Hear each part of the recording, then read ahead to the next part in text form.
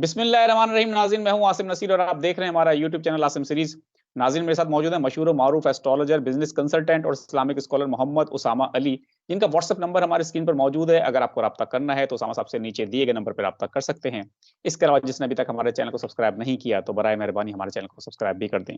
अस्सलाम वालेकुम उसामा साहब, क्या हाल है, कैसे हैं आप? वालेकुम अस्सलाम। मैं खैरियत से हूँ, आप सुनाएं क्या हाल है? अल्लाह ताला का बड़ा करम। उसामा साहब, उसामा साहब, आपकी पेशन गोइयां जो हैं एक के बाद एक दुरुस्त होती चली जा रही हैं। सरदार लतीफ खोसा वाली पेशन गोई आपने जो की थी वो भी रिसेंटली ही दुरुस्त हुई है। अब आपने एक और हमारे साथ व्लॉग किया था जिसमें हमने कहा था कि पाकिस्तान तहरीक इंसाफ के जो उम्मीदवार होंगे इलेक्शन लड़ने के लिए, उनको कागजात नामजदगी के हसूल में और जमा कराने में मुश्किलात का सामना दरपेश आएगा, आपने कहा था। तो अब सरदार लतीफ खोसा ने कहा है कि हमारे हमें हमारे जो उम्मीदवार हैं, उनको कागजात नामजदगी के हुसूल में मुश्किलात का सामना है, छीने जा रहे हैं। पुलिस वाले जो हैं कहीं-कहीं जगह जगह पे ये रिपोर्ट भी हुआ है कि उनसे कागजात नामजदगी छीन लिए गए हैं। तो इस सूरत-ए-हाल में एक तो आपकी पेशन गोई भी दुरुस्त साबित हुई है। किस तरह से देख रहे हैं इलेक्शन? किस तरह से देख रहे हैं पाकिस्तान तहरीक इंसाफ के उम्मीदवार कागजात नामजदगी किस तरह से जमा कराएँगे? बिस्मिल्लाहिर्रहमानिर्रहीम। अल्लाहुम्मा सल्ली अला मुहम्मद व अला आले मोहम्मद। देखिए आसिम साहब, ये तो जैसे कहते हैं ना कि एक नहीं, असल में ये सीक्वेंस है काफी, जो मैं पिछले ब्लॉग्स में आपके प्रेडिक्ट कर चुका था कि कोई लेवल प्लेइंग फील्ड की जो बात है या वो सारी कहानी है वो ऐसी ही रहेगी। बल्कि अभी इसमें जो अपकमिंग टाइम में ये जो कंप्लेन आपको पीटीआई की तरफ से सुनने को मिल रही है, ये आपको इसमें लेवल प्लेइंग फील्ड के तौर पे कुछ और लोगों के भी इस तरह की आवाजें उठेंगी। बिल्कुल। और जैसे मैंने आपको कहा था कि इलेक्शन का तो खैर उस ब्लॉग में भी मेरा ख्याल है नक्शा आप खींच ही चुके हैं कि जिस तरह का होना है, और फॉरवर्ड का बटन दबा के। और इसी तरीके से ये जो कागजात नामजदगी है, ये मैंने पहले ही आपको बताया था कि ये इसी तरह से होना है कि इसी वजह से शायद ये वकला चाह रहे थे कि आगे आरओज जो हैं जिन्होंने ये मतलब वो जज हो, ताकि हमारी थोड़ी सी, हम जैसे कहते हैं, क्योंकि ज्यादा तबका इस टाइम अगर वकला का अगर होगा कैंडिडेट, जो कि पीटीआई का प्लान था, तो फिर डेफिनेटली अगर सामने जज होगा तो थोड़ा सा ऑब्लाइज करेगा, क्योंकि ये लोग आखिर इन्होंने जिंदगी इकट्ठे गुजारनी है। तो लेकिन वो देखें अभी कि क्या बनता है। और असल बात कहानी वहीं को जा रही है आहिस्ता आहिस्ता, जिसकी हमने आपको कहा था कि 20 जनवरी तक ज्यादा सीरियस ना लें इलेक्शन की बातों को या इस सारी तैयारियों को। तो घूम फिर के वही है। बाकी आपको ये भी बताया था कि असल इंडिकेशन तो ये है कि पीटीआई को उस हद तक मजबूर किया जाए कि वो बाइकाट करे। बिल्कुल। लेकिन खान साहब ने इतने वजीफे कर लिए हैं अब हवालात में, मतलब जेल में बैठे हुए, कि मेंटली वो काफी हद तक रूहानी तौर पे भी अपनी स्ट्रेंथ गेन कर चुके हैं। और शायद इस दफा इनके इस ट्रैप में ना आए।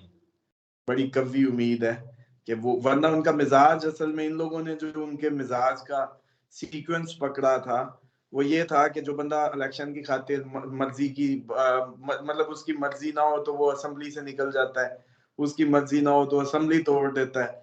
तो अब अगर उसको लेवल प्लेइंग फील्ड नजर नहीं आएगी तो वो इलेक्शन का बाइकाट करेगा। लेकिन बिल्कुल। वो उल्टी पड़ गई, वो नहीं कर रहे इस दफा।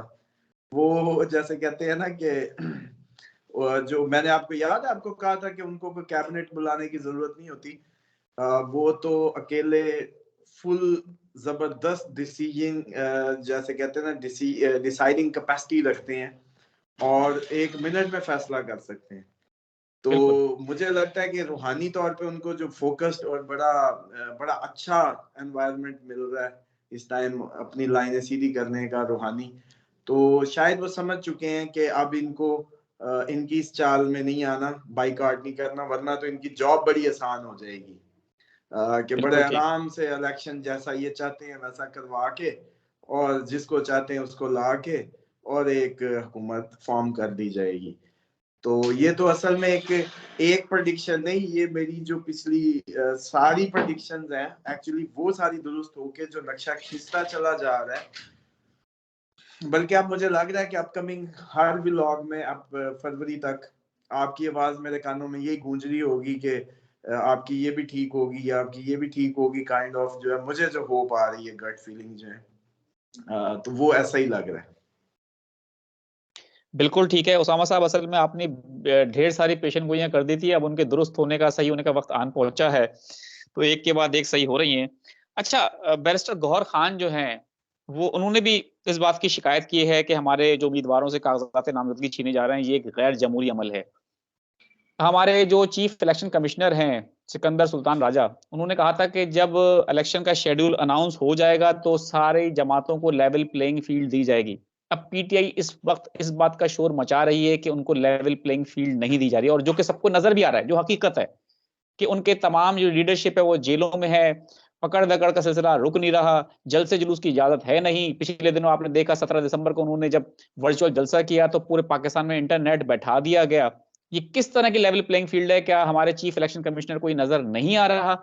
और दूसरी बात है, कागजात नामजदगी जब छीने जा रहे हैं तो इस पे कोई एक्शन क्यों नहीं लिया जा रहा? इस तरह के इलेक्शन जो है, आप क्या समझते हैं, वो हमारे मुल्क के जो हालात हैं, सियासी इंतशार जो आप देख रहे हैं और मुआशी जो इस्तेकाम नहीं आ पा रहा, ये इस तरह के इलेक्शन से आप समझते हैं कि हालात बेहतर हो जाएंगे? देखिए आसिम साहब, ये तो मेरे क्या समझना है, ये कोई मेरे ख्याल है हाफ ब्रेन शख्स भी हो जिसको थोड़ा बहुत कायदा पता हो तो वो इस चीज को समझता है कि पॉलिटिकल स्टेबिलिटी हकीकी मानों में बड़ी जरूरी होती है, बेशक दिखावे की क्यों ना हो। मतलब मिसाल के तौर पे अगर आपने इलेक्शन मर्जी का नतीज लेने भी हैं तो फिर भी एक्टिंग तो असली वाली करें ना।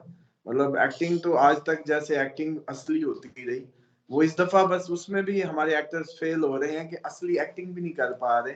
मतलब आज तक इल्जाम ही लगता रहा, हमेशा हर पार्टी ने शोर किया कि फेयर नहीं इलेक्शन हुए, पिछली हिस्ट्री उठा लें तो, लेकिन उसमें ये जरूर होता था कि एक एक्टिंग बड़ी अच्छी की जाती थी जिससे लगता था कि ये बड़े कोई असली इलेक्शन हुए हैं। समझ रहे हैं? धरने किस वजह से हुए थे? इसी इलेक्शन के शोर में थे। फिर नवाज शरीफ साहब ने कहा हमारे लेवल प्लेइंग फील्ड नहीं, अब ये कर रहे हैं, अभी कोई और जमातें भी खैर इनके साथ शामिल होंगी, आप देखेंगे अपकमिंग टाइम में। तो ये इस दफा असल मसला मुझे ये लग रहा है कि हमारे एक्टर्स जो है ना वो एक्ट में फेल हो रहे हैं कि इसको सस्ते असली इलेक्शन आर्टिस्ट नहीं हैं, दिखा पा रहे। सस्ते आर्टिस्ट। हाँ, सस्ते आर्टिस्ट कह रहे हैं या देखिए आगे आने वाला टाइम जो है ना आसिम साहब, घूम फिर के जंगों के दहाने पे खड़े हैं आप हम, और हर चीज का एक एंड है। ये मुझे ये लगता है कि हम अपने जैसे कहते हैं ना कि आखिरी इस सब के एंडिंग फेज में जा रहे हैं। और बिल्कुल ठीक। मुझे ये लगता है कि आपकी कैद की बातों से मुझे याद आया कि कैद होती है जैसे कहते हैं ना जिस्मानी उस पे या ज़हनी, या जैसे खान साहब की हम कैद की बातें करते हैं, लेकिन मैं आपका एक थंबनेल देख रहा था जिसपे आपने लिखा था कि जी एक वही आजाद है बाकी सब कैद हैं। बाकी सब। तो वो बिल्कुल। आपकी मुझे लग रहा था कि इतनी मार्फत से भरपूर बात थी कि मैं यकीन करें सोचता ही रह गया उस पे कि जी आसिम साहब ने भी क्या कमाल शॉट मारी है। यकीन करें उसकी एक दलील है उसी बात की। ईमानदारी से बताएं कि अभी आपके सर पे अगर कुरान रख के या मेरे सर पे कुरान रख के या किसी आपके मीडिया के टॉक शो में, क्या ऐसा हो सकता है कि कोई कहे कि जी टॉक शो मैंने करना है, मेरे सर पे कुरान रख दें, आपके भी मेरे भी, आप भी जो पूछेंगे सच पूछेंगे, मैं भी बोलूंगा सच बोलूंगा। तो ईमानदारी से बताएं कोई पाकिस्तान में टॉक शो या कोई व्लॉग हो सकता है? बिल्कुल नहीं हो सकता। तो फिर ये कैसी कैद है? ये वो आपकी मार्फत से भरपूर बात है कि वो आजाद है जिसके मुंह में जो आ बाकी रहा है वो सब। कह रहा है, आप हम कैद में कि आप बिल्कुल। हम सर पे कुरान रख के व्लॉग नहीं कर सकते। ठीक है, हाँ ये जरूर है कि हम इस हद तक जरूर कर सकते हैं कि अपनी प्रेडिक्शन के हम जी उसमें सच्चे हैं अपनी कहीं को उसमें मिलावट नहीं कर रहे या बाइसनेस नहीं दिखा रहे, लेकिन आप अपने सवाल नहीं कर सकते कुरान सर पे रख के कि जेन्युइनली बिल्कुल ठीक। करने कोई। तो ये आपकी वो मुझे याद आ गया तो मैंने कहा वो इंडोर्स कर दूं कि आपने तो भाई हमसे भी जो है ना दो हाथ आगे की बात कर दी थी। बिल्कुल बिल्कुल उसामा साहब, वो वीलॉग आपके साथ ही हमने किया था और हमें अच्छी तरह याद है, आखिर में बात हुई थी। अच्छा, एक आखिरी सवाल है। शाहिद खाकान अब्बासी जो हैं, नून लीग के बहुत ही सीनियर लीडर हैं और यहाँ तक कि वो साबिक वजीर आजम भी हैं, उन्होंने कहा है कि जिस लेवल प्लेइंग फील्ड से पीटीआई को इख्तियार मिला था, अब हालात जो हैं वो उसी तरफ जा रहे हैं। यानी कि उन्होंने बंद लफ्जों में इशारा दिया है कि नवाज शरीफ को भी उसी तरह से इख्तियार मिलने वाला है, इसलिए वो इलेक्शन में हिस्सा ही नहीं ले रहे, वो साइड में हो गए। तो उनके जब नून लीग के इतने सीनियर लीडर इस बात को कह रहे हैं कि लेवल प्लेइंग फील्ड नहीं है, तो ये इलेक्शन तो वैसे ही किसी तरह से शफाफ नहीं रहा। डेफिनेटली इसकी शफाफियत की तो यहाँ से बात करें ना, कि मिसाल के तौर पे ट्रेंड देखे जाते हैं। एक वाज़ेह अक्सरियती जमात को कहें कि वो है ही नहीं, उसका निशान ही नहीं है, उसके एमएनएज ही नहीं है, पूरा स्ट्रक्चर ही उड़ा के परे करो, है ही नहीं, 150-55 सीटों वाली जमात जीरो हो गई। और एक जेल से भागा हुआ इश्तिहारी वापस आके, और उससे मुखातिब सब कैसे कर रहे हैं, आपका सारा मीडिया, चौथी बार वजीर आजम, चौथी बार।